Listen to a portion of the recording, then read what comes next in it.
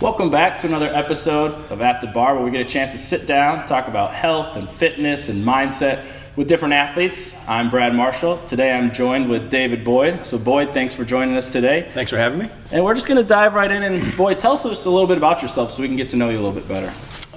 So I am a full-time career police officer. I work as a school resource officer currently. I've held a number of different positions with a couple of different departments. Been on a SWAT team, done community policing, a little bit more laid-back things, patrol. I've been a field training officer where I train new cops. But I also work here at CrossFit 2Fly as a trainer. I've been here for coming up on 3 years doing that. And I also work as a life coach, work with men dealing with divorce and transition, and making a comeback, kind of so to speak. Yeah, a lot of great things I think we're going to get a chance to dive in and talk about on the law enforcement front, being a coach, as well as being a life coach. And one of the things we want to learn more about with you is what your health and fitness journey has looked like over the years. So just give us a little bit of a snapshot of what has it been like for you over the years and the different exercises you've done, the different things you've liked or not liked, and just what's been your fitness journey?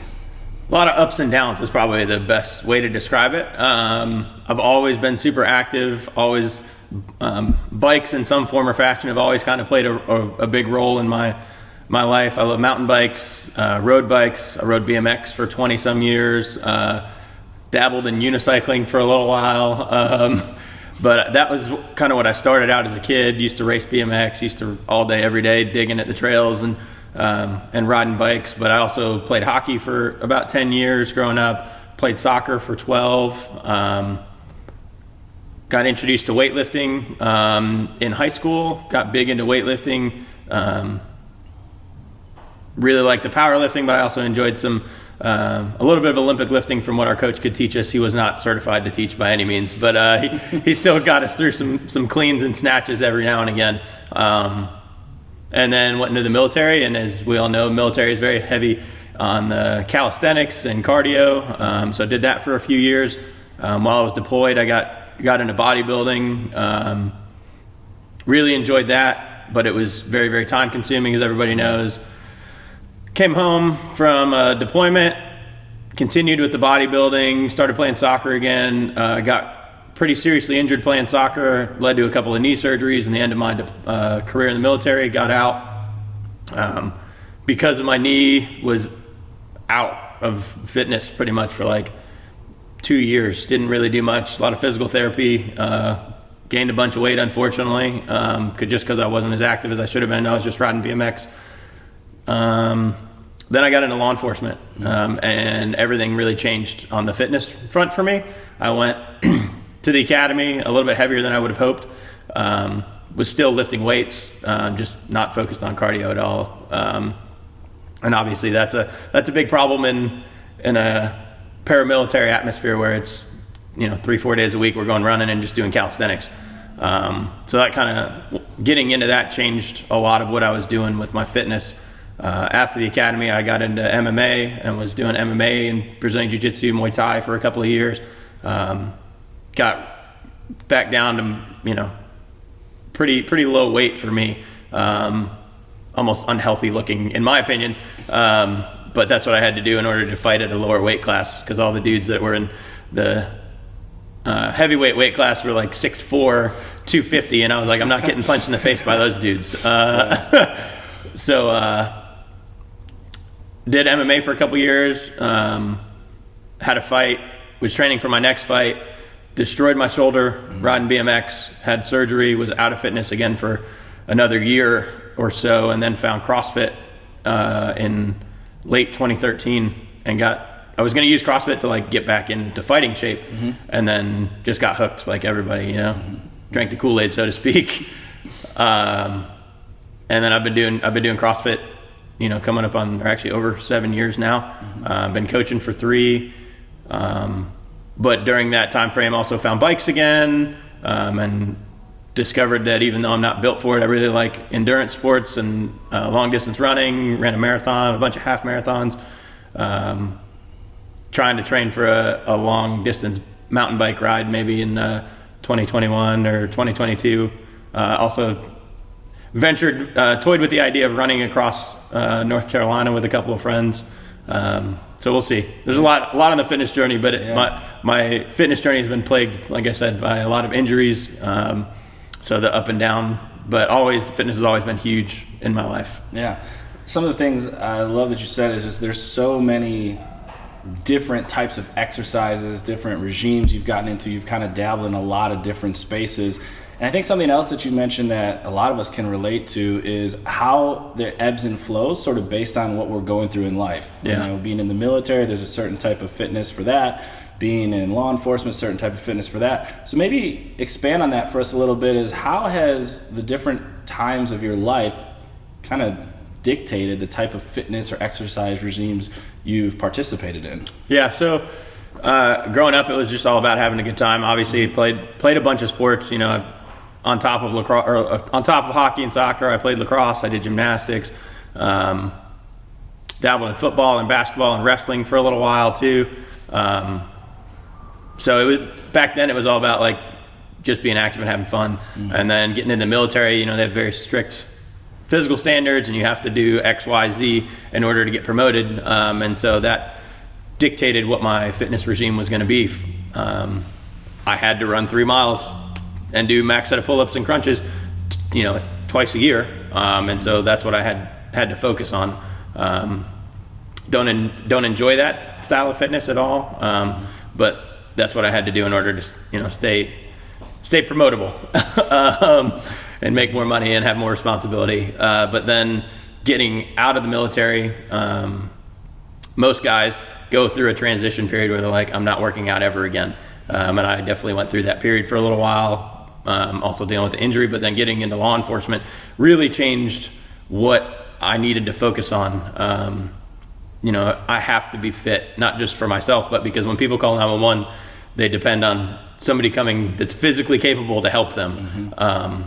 And to be able to help, you know, my brothers and sisters out on the street. You know, our career can go from 0 to 1,000,000 miles an hour just like that. And if you're not physically capable to handle yourself, you know, people can get hurt or killed, unfortunately. And so that is always, since, you know, in the past 10 years I've been a cop, has played a huge role into my mindset and wanting to stay fit and learn new skills and new techniques, and push myself in the gym and outside the gym and whatever it is I'm doing to stay fit. Yeah, and I think that's such a unique perspective is your job actually has a requirement in terms of physical fitness. Most folks, if you're working a desk job or whatever it might be, there's not a requirement to be physically fit, so you do it as a way to stay healthy or in addition to what you already got going on in your life. Whereas with you, there's this requirement. So how do you go about finding what's the best method or what's the best way to stay fit for your job? Because you don't want to overtrain so that you're exhausted and tired when you go into work, but you want to make sure you're getting enough fitness that, like you said, you feel ready and prepared for whatever comes your way. So how'd you go about figuring that out? A lot of trial and error. Honestly, towards the beginning of my career, I got back in, after the academy, I got back into like traditional bodybuilding style, you know, spending 2.5 hours in the gym a day. And it's very difficult to manage those kinds of things with the schedules that we have to keep, working shift work and working overnight, and 12 hours a day, you know, trying to recover, trying to get 2.5 hours in the gym. You know, especially you do a heavy leg day, and you wake up at 2 o'clock, go to the gym for a couple hours, do a heavy leg day, and then you've got to be awake all night and answer calls, and, you know, like you're struggling to walk up the stairs to somebody's apartment because you squatted and deadlifted too much that day. So some trial and error there.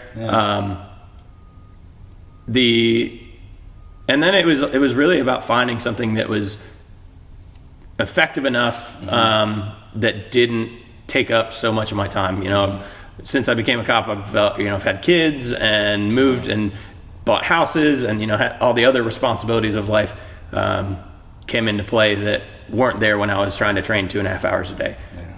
So yeah, just trial and error and figuring out, but everybody's is different. You know, we got plenty of guys that just do jujitsu and that's their fitness, or, you know, just do bodybuilding still.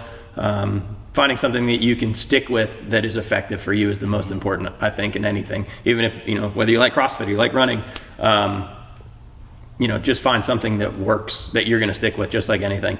If you're not going to invest the time in it, it's not going to be worthwhile, and it's not going to, benefit you in the long run. Everybody can crash diet for 6 weeks, but when you hit the end and you're like, oh, I'm going to eat a tub of ice cream, it negates all that hard work you did. So yeah, and I like what you said there about figuring out what works for you, and everybody's a little bit different and what they enjoy, what's going to be effective for them. So really finding what's most going to allow them to stay consistent with it.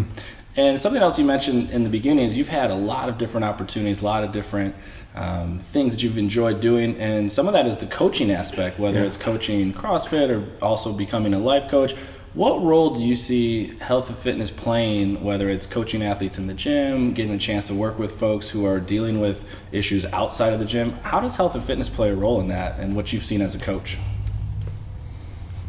I think I like to take a holistic approach to everything, I think is the best way to put it. Yeah. Our mind is not separated from our body. It's all one giant entity. And if you're not taking part of one part of it, the other part is going to suffer. All of the, in the life coaching side of things, all of the clients that I work with, they have physical fitness requirements. They have, if they need them, I'll send them programming to work with while we're together, just to get them, dabbling in it. Like for last month, our men's group did 1,000 burpees throughout the month. That was every day you had to post that you were doing your 34 or 38 burpees or whatever it was. And if you missed a day, well, tough crap, you had to make it up. You were doing 1,000 burpees last month. Yeah. But, we do mindfulness training too with the guys. Here at the gym, you've done the great, led our mindfulness training stuff, and I think that's fantastic. I think that approaching it all as one big adventure rather than dabbling with different things is super important for everybody's overall wellness. Just like you are what you eat, you are what you consume, and you are what you put out into the world too. So being cognizant of those things is super important as well. Yeah, I like that. And I like what you said there about everything's connected. So health and fitness can play a role in mindset can play a role in our health and fitness. And so I think that's a perfect segue just to ask you, when you think about all the experiences you've had in your health and fitness journey, and you said there's been the ups and the downs, and how has that played a role in your mindset? Whether you want to think of it as the ability to overcome and do challenging things, or confidence, or dealing with the stress and pressure of a job, how has those two played with each other in your life? Life would not be anywhere near as fulfilling for me, I guess is the best way to put it, without fitness as part of it. And we've all had our challenges in fitness, and there's been a lot of times when we've all wanted to quit, and middle of Murph, and you're just like, why am I doing this? I still have 150 air squats, this is stupid. But being able to build that mental toughness to get through the hard times helps you when things suck at work, or things suck at home, and you're just like, well, if I can do Murph, or I can run a marathon, or I can do XYZ, if I have the dedication to do that thing, I can have the dedication to do this other thing outside of my physical capabilities. I think they very much play a role. Like for instance, when I was training for my first marathon, I hate wall balls more than just about anything in CrossFit. I hate them. But when I was training for the marathon, I was like, well, if I can run 18 miles, I can do this set of wall balls. Like I don't need to put the ball down. This is just my mind saying, this sucks. I don't want to do it anymore.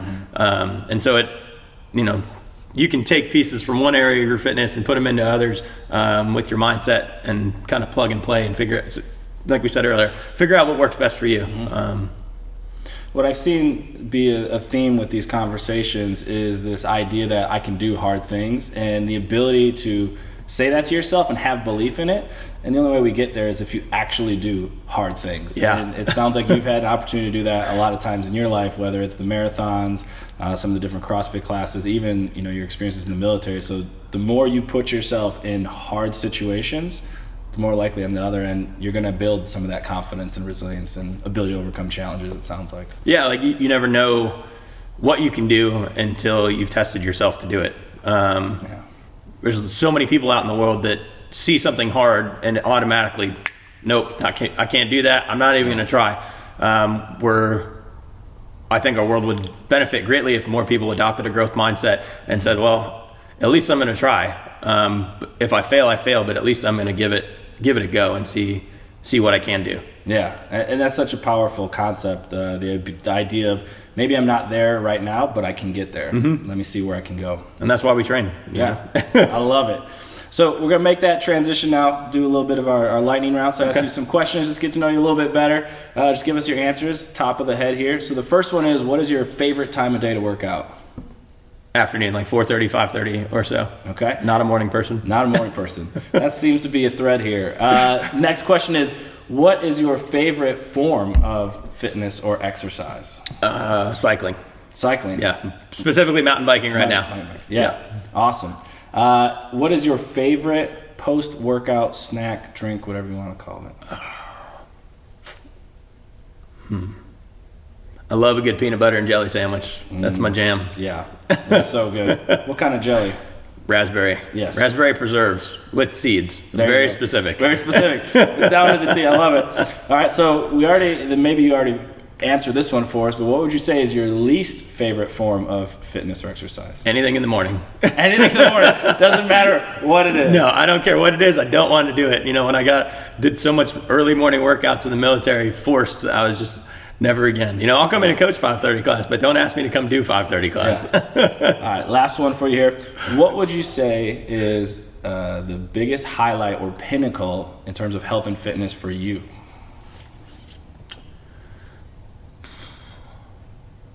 Finishing my first marathon, by far. As you can tell, I'm not really built for endurance, more built for power. Yeah. And I'd always told myself growing up that, I'm not a runner. Yeah. And then one day I was like, I'm going to sign up for something. I'm going to sign up for a half marathon. And then I was like, I'm going to sign up for a marathon. And there was a lot of lows during that training, I ran my 13-mile training run at like 90 degrees in an August afternoon, and I ran out of water like 8 miles through, and I got home and I'm like crying in the bathtub and taking an Epsom salt bath. And I think about that moment a lot. That run almost broke me. And then to get through that and to get through the rest of the training and cross the finish line for the first time was amazing. And I can't wait to do it again. I keep signing up for these things even though I say I'm not going to. Yeah. That's one of the things I love, having known you for a number of years now, is I feel like every time I'm looking, I'm like, oh, Boyd's signing up for something again. He's going to start training again and get ready for it. So that's awesome. And so we'll finish it with this. If you could give some form of encouragement or words of wisdom, things that you've learned over the years from your health and fitness journey to those out there who maybe are interested or looking to improve or enhance their health and fitness, what would you tell that person?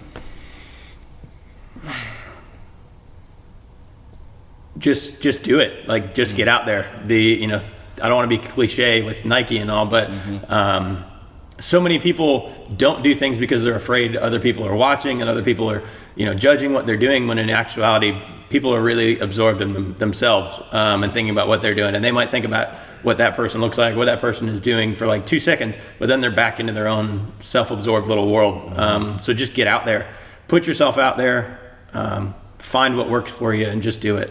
Yeah. And it's good. And it might be a 10-year journey until you figure out what you want to do. But go try it, Yeah. That's all you can do. I love it. I love what you said there about that in terms of just diving in. Actions are better than plans and things like that. And all of the experiences you've had have led to where you are, and it's going to be exciting to see where it goes beyond even now. Yeah. So thanks for joining us today. Appreciate you. Yeah. So if you enjoyed this episode of At the Bar, like and subscribe. We'll continue to bring you conversations with athletes talking about health, fitness, and mindset. If there's anything that you want to learn more about, questions you want us to ask, or folks you want us to talk to, feel free to comment below. Otherwise, we'll see you for our next episode of At the Bar. Woo! Go team.